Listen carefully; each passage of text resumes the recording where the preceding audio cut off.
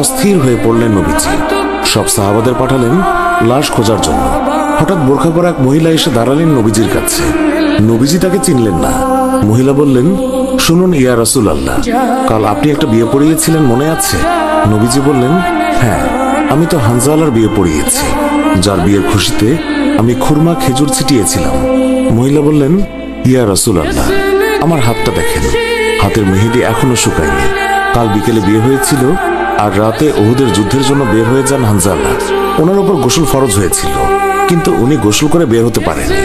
যাওয়ার আগে শুধু বলে গেছেন, যদি বেঁচে থাকি তাহলে দেখা হবে দুনিয়ায়, আর যদি শহীদ হয়ে যাই তাহলে দেখা হবে জান্নাতে। নবীজি কাঁদছেন।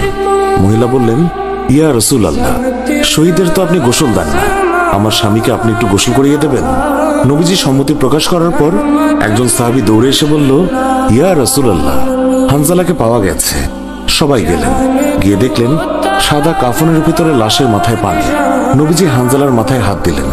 জিবরাইল আলাইহিস সালাম আসলেন নবীর কাছে, এসে বললেন, ইয়া রাসূলুল্লাহ, হানজালার কোরবানিতে আল্লাহ পাক এতটাই খুশি হয়েছে যে আমার বাহিনীকে আদেশ করলেন তাকে নিয়ে আসতে।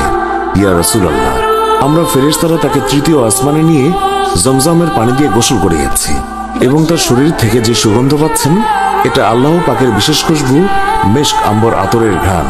আমরাই ওনাকে কাফনের কাপড়ে আচ্ছাদিত করেছি। আল্লাহ তার প্রিয় মানুষকে কি পরিমাণ ভালোবাসেন, কি পরিমাণ সম্মানিত করেন, তা আমাদের পক্ষে কল্পনা করাও সম্ভব নয়। শহীদগণকে গোসলবিহীন দাফন করা হয়, কারণ কিয়ামতের ওই কঠিন দিন যখন মহান আল্লাহ রাব্বুল আলামিন বিচারের জন্য বসে যাবেন, তখন এই সাহাবায়ে কেরাম আল্লাহর সামনে দাঁড়িয়ে যাবে। মহান আল্লাহ রাব্বুল আলামিন তাদেরকে জিজ্ঞাসা করবেন, বান্দারা, তোমাদের এই অবস্থা কেন?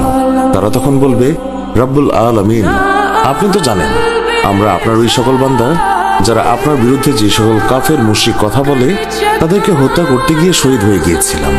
আল্লাহ তাআলা বলবেন, ও আমার বান্দারা, তোমরা যারা আমার জন্য তোমাদের জীবনের মায়া ত্যাগ করেছিলে, তার জন্য আমি তোমাদেরকে আজ বিনা হিসাবে জান্নাত দান করলাম।